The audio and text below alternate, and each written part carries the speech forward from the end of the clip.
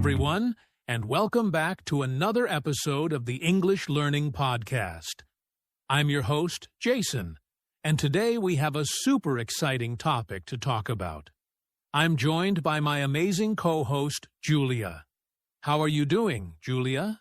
Hey, Jason. I'm doing great. Thanks for asking. I'm really looking forward to today's conversation. It's all about one of the biggest goals for English learners, fluency. Exactly. So, today, we're going to dive deep into the only way to become fluent in English. You might be wondering, what's the secret to fluency?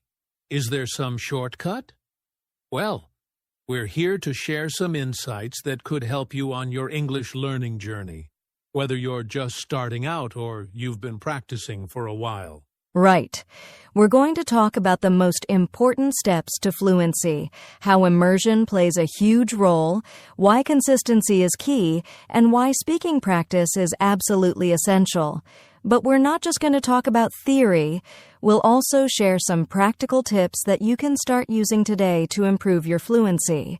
Yeah, and we know that becoming fluent in English isn't always easy. It takes time, effort, and a bit of patience.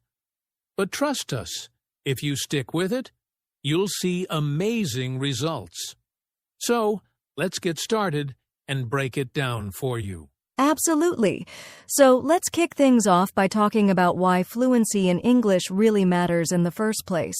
All right, so before we dive into how to become fluent, let's take a moment to talk about why fluency in English is so important. You know, English is the global language of communication, and being fluent opens up so many doors, not just for travel, but for career opportunities and personal connections. Exactly, Jason. I remember when I first started learning English, I focused a lot on grammar and vocabulary. But then I realized fluency is about much more than just knowing the rules. It's about being able to express yourself clearly and confidently, whether you're at work, hanging out with friends, or traveling abroad. That's such a great point, Julia. Being fluent in English means you can communicate effortlessly with people from all over the world. Think about it. You're not just limiting yourself to English-speaking countries. If you want to work for an international company, or if you travel to places where English is widely spoken, fluency gives you an advantage in those situations. Right. Fluency isn't just about impressing others with your English. It's about real-world situations where you need to be able to understand, respond, and participate in conversations. For example, when you're at the airport, in a restaurant, or even watching a movie, fluency helps you feel more confident and less stressed about misunderstandings. And let's not forget about confidence. When you're fluent, you feel empowered to speak up, share your thoughts, and connect with others without hesitation. And that confidence can even spill over into other areas of your life, like making new friends, advancing in your career, or even just feeling more at ease in social situations. I couldn't agree more. When I became more fluent in English, it changed the way I saw myself. I started feeling more confident in my abilities, and I could participate more in conversations, not just with other English speakers, but with people from all over the world who speak different languages. That's something truly powerful. Such an inspiring story, Julia. And that's exactly why fluency matters. It's not just about mastering words or grammar. It's about feeling confident, empowered, and ready to tackle any situation in English. Now, let's dive into one of the most effective ways to become fluent: immersion. This is a method that has helped so many learners, and we'll share some tips on how you can start using it to your advantage. Ready, Julia? All right. So now that we've talked about why fluency matters, let's dive into one of the most powerful ways to achieve it: immersion. Immersion is all about surrounding yourself with English as much as possible, so you start thinking in English and naturally pick up the language in context. Yes, Jason. Immersion doesn't mean just reading textbooks or learning rules. It's about living and breathing the language. For example, when you're watching movies or TV shows in English, you're exposed to real-life conversations, slang, and culture, which helps you understand the language in a more natural way. Exactly. And when you're constantly surrounded by the language, it becomes easier to understand the flow of conversation. You start picking up phrases, expressions, and vocabulary that you might not learn in a classroom. It's like you're absorbing the language from every situation, and that makes you more confident in using it. I can tell you from personal experience, immersion was a game changer for me. When I started watching English movies and listening to English podcasts, it helped me get used to the natural speed of conversation. At first, I struggled to catch everything, but over time, my listening skills improved, and I began understanding more and more without even thinking about it. So, for our listeners out there, how can they start immersing themselves in English, even if they're not living in an English-speaking country? Well, there are a lot of ways you can begin. One of the easiest ways is to switch your phone, social media, or even your apps to English. You'll be surprised how much you learn just by navigating through English language content every day. Absolutely. Another great tip is to listen to English music or podcasts while doing daily activities like cooking, cleaning, or commuting. The more you hear the language, the more familiar it becomes. You can also try watching your favorite TV shows or YouTube videos with English subtitles, which is an excellent way to connect the spoken word with its written form. Another powerful way to immerse yourself is by speaking with others. This can be with a language partner, a tutor, or even just chatting with friends who speak English. It's important to practice speaking as much as possible, even if it feels a little uncomfortable at first. Remember, every conversation is a step toward fluency. Yeah, speaking is definitely the most challenging part for a lot of learners, but the key is to push past the fear of making mistakes. When I first started speaking with native speakers, I was nervous. But the more I practiced, the more comfortable I became, and I realized that everyone makes mistakes, and that's okay. It's part of the learning process. Exactly. Immersion isn't about being perfect. It's about consistently exposing yourself to the language and letting it become a natural part of your life. And over time, you'll notice how your understanding and fluency improve without even trying so hard. And you know what's so rewarding about immersion? It's not just about learning new words or grammar. It's about feeling more connected to the language and even to the culture behind it. When you immerse yourself in English, it starts to feel like you really belong to the world of English speakers. It's a powerful experience. Exactly. Immersion makes learning more organic and enjoyable. It's like stepping into the language and living it instead of just studying it. If you can immerse yourself in English every day, even in small ways, you'll be well on your way to becoming fluent.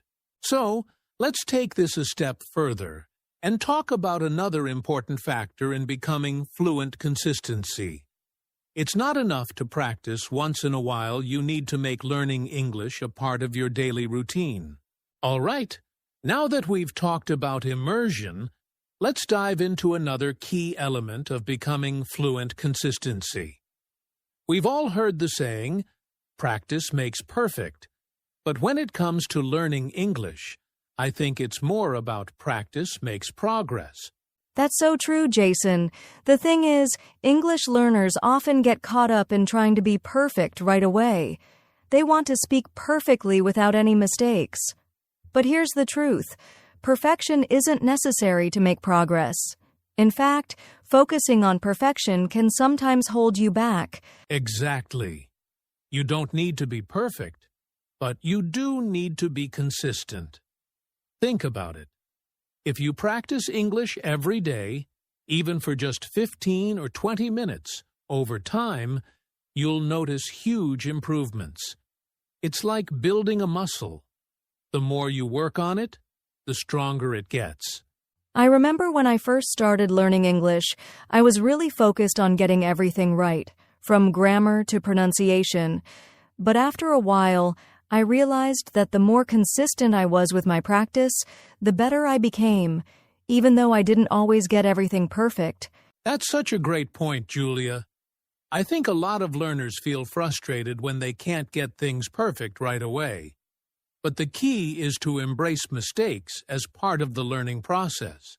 In fact, the more mistakes you make, the more opportunities you have to learn and improve. Absolutely. When you practice regularly, you start to notice things getting easier. For example, when you listen to English every day, you'll start picking up new words without even trying. And when you speak consistently, you'll find yourself becoming more confident and comfortable over time. Small daily actions are the key. It's not about sitting down for hours at a time and studying non-stop. It's about making English a part of your daily routine. Whether it's reading for 10 minutes, listening to a podcast while driving, or having a short conversation with someone in English, it all adds up. Exactly. I recommend setting aside specific times each day to practice. Maybe it's in the morning, during lunch breaks, or before bed. Consistency becomes easier when it's part of your daily habits. And don't be too hard on yourself if you miss a day, just pick it up the next day. Right. And consistency doesn't mean being perfect every single day. It's about showing up for your learning, even on days when you don't feel like it. Over time, you'll see that regular practice leads to big improvements, and you'll reach fluency faster than if you only practiced sporadically. At the end of the day, consistency is the secret sauce. It's not about waiting until you're perfect to start practicing. It's about starting where you are and making it a part of your everyday life. You'll be amazed at how much you improve just by committing to consistent practice. Well said, Julia. So, we've talked about the power of immersion and consistency. Now, let's discuss the third important factor, the importance of speaking practice. After all, what good is fluency if you can't actually speak the language, right? All right, we've covered immersion and consistency. And now it's time to talk about one of the most important aspects of becoming fluent in English, speaking practice. Because no matter how much you listen or read, if you don't practice speaking, you'll never be able to speak English fluently. That's so true, Jason. Speaking is the skill that brings everything together. It's not just about knowing vocabulary or grammar rules. It's about being able to express your thoughts and ideas in real time. When you practice speaking, you're building the confidence and fluency you need to communicate effectively. But I know for a lot of learners, speaking is the most intimidating part. A lot of us are afraid of making mistakes, and that fear can hold us back from speaking at all. But here's the thing. The more you speak, the more mistakes you'll make, and that's a good thing. Each mistake is an opportunity to improve. Absolutely.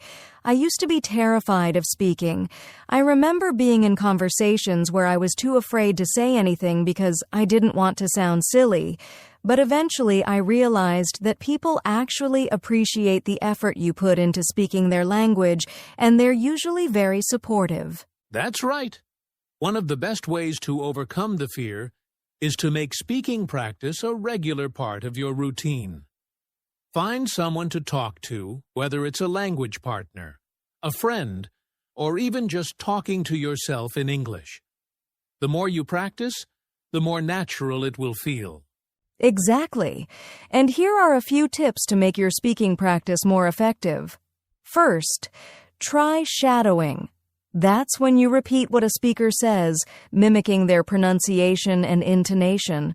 It helps you sound more natural and familiar with the flow of conversation. Another tip is to have regular conversations with native speakers or other learners.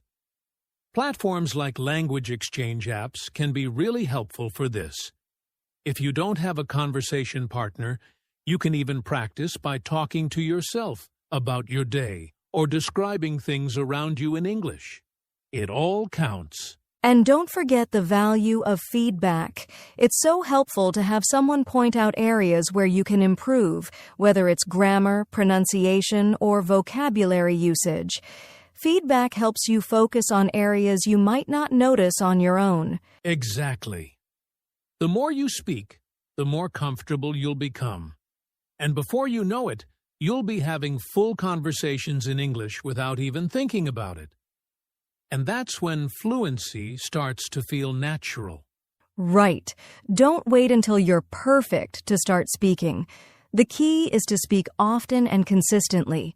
Each conversation, each sentence you speak will bring you closer to fluency. So, to sum up, speaking is absolutely essential in becoming fluent in English. The more you speak, the more confident you'll become, and the closer you'll get to speaking naturally and effortlessly. Now, let's move on to our final section, where we'll wrap everything up and give you a few last tips to keep you motivated on your journey to fluency.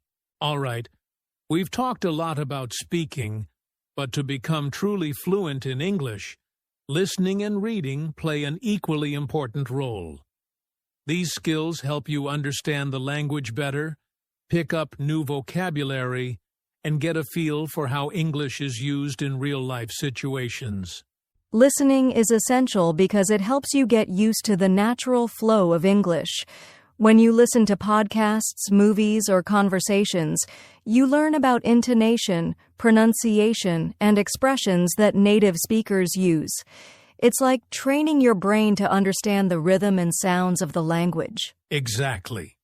The more you listen to English, the easier it becomes to speak. You start to naturally pick up phrases, slang, and even the way words are connected.